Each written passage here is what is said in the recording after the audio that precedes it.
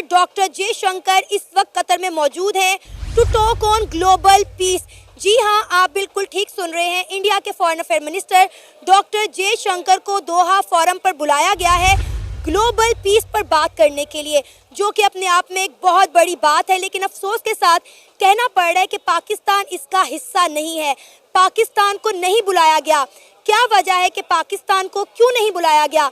एक वक्त था कि इस तरह की इंटरनेशनल मीटिंग पर पाकिस्तान को बुलाया जाता था, लेकिन हमारे सियासतदानों ने हमारे मुल्क का इस कदर बेड़ा गर्क कर दिया है कि कोई भी हमें बुलाना पसंद ही नहीं करता, कोई भी जो है हमें अंगेज ही नहीं कर रहा। बल्कि हम देख रहे हैं कि गुजरते वक्त के साथ साथ अरब ममालिक पाकिस्तान की जगह इंडिया को दे रहे हैं। ये रियासत और इस रियासत की जो पॉलिसीज है वो अवाम दुश्मन है। यानी मैं सबसे पहले आपको एक एग्जांपल देता हूँ पश्तून कौम की।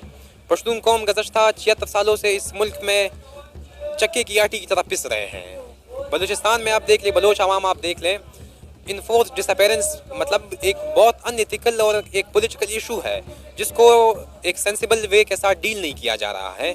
उसके बाद आप देख ले ज़िया की पॉलिसीज़ आप देख ले। जब अफ़गान वार शुरू होती है तो उसमें हमारे जो शाही जर्नल है वो ये कहते हैं कि हम अफगानिस्तान को अपना 5वां सूबा बनाएंगे। वो आपस में पीस के लिए आ रहे, अमन के लिए आ रहे, ये तो बहुत अच्छी बात है कि वो दुनिया को एक अच्छा सा पैगाम दे रहे हैं। फॉर एग्जांपल अगर देखो वो दोनों मुस्लिम कंट्रीज़ नहीं है। देखो हम लोग अगर हम देखें कि मुसलमान क्या है, अमन पसंद होना चाहिए, इंतशार पसंद नहीं होना चाहिए, शिद्दत पसंद नहीं होनी चाहिए, लेकिन हम लोग सारा अपना गलबा पर डाल रहे हैं कि आप लोगों सब कुछ हम में है। बिल्कुल, मैं यही आपको समझाना चाहता हूँ कि ये सारे जो चीज़ें हम में होनी चाहिए बल्कि हमसे अपोजिट रिलीजन वालों में वो आपस में देखो अगर दुश्मन भी है लेकिन वो अमन कायम करना चाहते हैं। मल्टी नेशनल स्टेट्स हैं, वहाँ पे जितनी भी इथनिसिटीज़ रहती है, जहाँ पे जितनी भी लैंग्वेजेस ज़्यादा होती है, वो एक गुलदस्ते की मानंद खूबसूरती ज़ाहिर करती है। लेकिन ये रियासत पश्तून कौम पर, बलोच कौम पर, सिंधी कौम पर, हज़ारा कौम पर, गिलगिती कौम पर एक लैंग्वेज जो कि उनकी है ही नहीं, ये तोपने की कोशिश कर रही है गुज़श्ता 76 सालों से।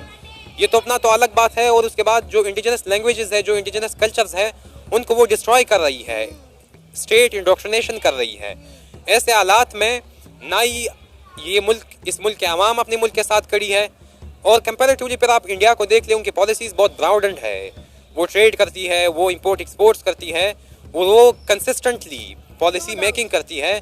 एक डेमोक्रेटिक वे ऑफ लिविंग है उनका। हमारे अपने अंदर इत्तेफाक नहीं है, इत्तेहाद नहीं है। हम लोग सारे पठान, पंजाबी, सिंधी, सराइकी इन चीज़ में बटे हुए, तो हम लोग खाक अमन कायम करेंगे।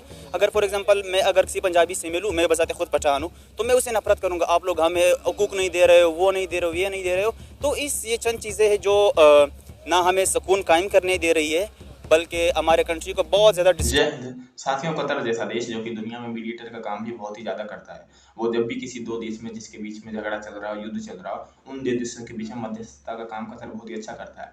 यहाँ तक कि कतर का यहाँ हर देश का लगभग जो है आतंकवादी संगठन तक का भी जो है लगभग वहाँ पे ऑफिस बना होता है कि आइए आप यहाँ से शांति से बात कीजिए, अगर किसी को दिक्कत है तो दोनों मिलकर यहाँ पर आइए, कतर में आइए, अपने ऑफिस खोलिए और यहाँ पर आके बढ़िया से बातचीत करके सुलझाइए।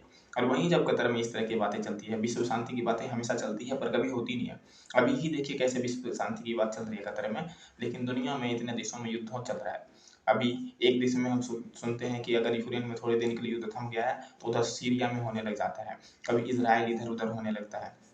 तो विश्व शांति की सिर्फ हमेशा बात होती रहेगी पर कभी इस पर काम नहीं होगा। हालांकि इंडिया को भी वहाँ पर बुलाया गया है, और इंडिया तो हमेशा से ही शांति का जो है एक तरीके से प्रतिरूप माना जाता है, और शांति जैसे शब्द का इंडिया हमेशा उपयोग करता रहा है। हालांकि पाकिस्तान जैसे देश जो कि शांति की बातें पता नहीं कब करता है, लेकिन उसको यहाँ पर नहीं बुलाया गया, जिसके कारण एक और बेइज्जती पाकिस्तान को झेलनी पड़ रही है। बहैसियत सियासी वर्कर इस चीज़ को तारीख़ी तनाजुर में देखते हैं। 1947 के बाद जब ये दोनों ममालिक बनते हैं तो एक तरफ एक सेकुलर रियासत का वजूद क़याम में आता है जो कि बिल्कुल क्लियर होती है, और दूसरी तरफ 1947 में जब ये रियासत बनती है जिसमें हम अभी रिहाइश वज़ीर है, तो वो एक इस्लामी और एक रिलीजस आइडियालॉजी पे बनती है, जिसमें इस मुल्क का जो झंडा है वो तो बज़ाहिर तो ये दिखाता है कि जिसमें सफ़ेद जो रंग है वो माइनॉरिटीज़ का है, लेकिन फिर उसी मुल्क का आइन कहता है कि इस मुल्क का प्राइम मिनिस्टर तब तक कोई नहीं बन सकता जब तक वो मुसलमान ना हो। अच्छा। तो उसके साथ साथ हम इस चीज़ को तारीख़ी तनाजुर में इस तरह देखते हैं कि पाकिस्तान बहैसियत रियासत को अपनी पॉलिसीज़ जो कि गुज़श्ता 76 सालों से ये लोग अप्लाई कर रहे हैं, इम्प्लीमेंटेशन कर रही है जिनके, उनको रिविज़िट करने की ज़रूरत है। सीटो सेंटो एग्रीमेंट्स आप देख लें, या बाकी जितने भी हमारे व्यूअर्स हैं वो शायद इनसे बखूबी वाकिफ़ हो। ये रियासत और इस रियासत की पॉलिसीज़ हमेशा से इसी तरह रही है कि वो इस खित्ते में अपने हमसाया मुल्कों के साथ, अफ़गानिस्तान के साथ, इंडिया के साथ, ईरान के साथ, या बाकी जितने भी यहाँ पे हमारे हमसाया ममालिक हैं, उन सब के बीच में एक ऐसा मसला पैदा हुआ है। जिस तरह हम एकेडमिकली इस चीज़ को देखते हैं कि इस खित्ते में जो लीस्ट इंटीग्रेटेड इकॉनमी है वो साउथ एशिया की है, जिसमें तिजारत ना होने की वजह से इंपोर्ट एंड एक्सपोर्ट नहीं होता है दूसरे मुल्कों की तरफ से, वो पाकिस्तान की वजह से है। और फिर एक चीज़ हम देखते हैं कि जब सोवियत यूनियन और अमेरिका की वार होती है तो उसमें इंडिया बहैसियत एक मुल्क इकोनॉमिकली या पॉलिटिकली जहाँ भी किसी के साथ हो, लेकिन वो किसी दूसरी रियासत पर डिपेंडेंट नहीं थी। लेकिन ये रियासत दूसरे ममालिक के कंधों पर गुज़श्ता 76 सालों से सफ़र करती आ रही है। इंडिया को आप देख ले, वहाँ पे बिल्कुल दूसरे इथनिसिटीज़ रहती है, लोग रहते हैं, मतलब दुनिया की दूसरी बड़ी आबादी है वो।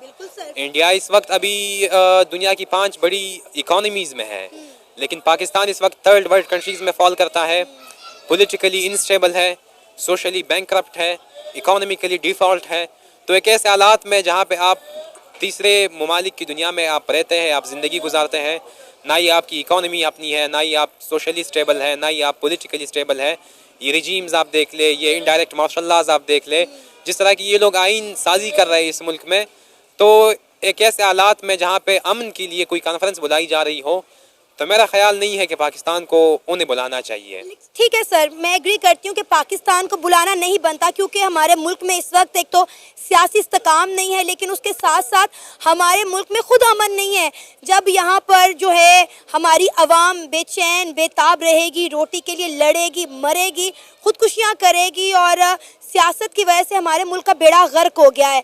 अगर हम बात करें तो हम देख रहे हैं कि इंडिया के foreign affair minister doctor Jaishankar जो इस वक्त बैठे हुए हैं कतर के अंदर, वो एक बड़े बड़े प्लेयर जो हैं तस्वुर किए जाते हैं। उन्हें पता है कि इंटरनेशनल फॉर्म पे किस तरह से खेलना है, किस तरह से इंडिया को पूरी दुनिया के आगे रिप्रेजेंट करना है, क्योंकि सर इस वक्त पूरी दुनिया को इंडिया की ज़रूरत है और पाकिस्तान की किसी को कोई ज़रूरत नहीं। साथियों, ये हो क्या गया है, पहले जहाँ पर इस्लामिक कंट्री जो है एक दूसरे का साथ हमेशा बढ़िया तरीके से दिया करता था, लेकिन आजकल ये देखने को मिल रहा है कि किस तरीके से एक इस्लामिक देश दूसरे इस्लामिक देश का साथ नहीं देता। यहाँ तक कि एक बार तो कतर को भी सऊदी इन सब ने अकेले छोड़ दिया था मरने के लिए, लेकिन हालांकि फिर बाद में सऊदी ये सब दिखाने लग गए कि हम कतर के फिर से दोस्त हैं।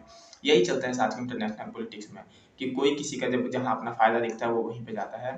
कभी भी अमेरिका के साथ मिल जाते हैं, कभी भी फिर दोबारा से कतर के साथ, कभी कतर को अमेरिका इस तरीके से नष्ट करने पे तुल जाता है, तो कभी फिर अमेरिका कतर के साथ भी आ जाता है। वही साथ इस समय पाकिस्तान के साथ भी हो रहा है। जो कंट्री पहले पाकिस्तान के पीछे खड़ा रहता था, पाकिस्तान के कंधे पर हाथ रख के कहता था कि मैं तेरा चाचा हूँ, इस तरीके से बातें करता था, लेकिन अब जो पाकिस्तान अकेला पड़ गया वो ये खुद सदमे में पड़ा है कि दुनिया के बाकी देश का तो कोई बात नहीं है, लेकिन इस्लामिक कंट्री भी उसका साथ नहीं दे रही है, और वो जो है दिन प्रतिदिन भारत के साथ उसका संबंध जो है बढ़िया से बढ़ता जा रहा है। उनका व्यापार दूसरे देश के जो इस्लामिक कंट्री है लगभग पाकिस्तान को छोड़कर भारत के साथ व्यापार इनका अच्छा खासा होता जा रहा है। ये सभी कैसे देख पा रहा है पाकिस्तान, और ऐसे जब बड़ी मीटिंग भी होती है तब भी वहाँ पाकिस्तान को ना होते हुए भारत को बुलाया जाता है, तो ये सब देखने में अच्छा तो पाकिस्तान को नहीं लग रहा होगा।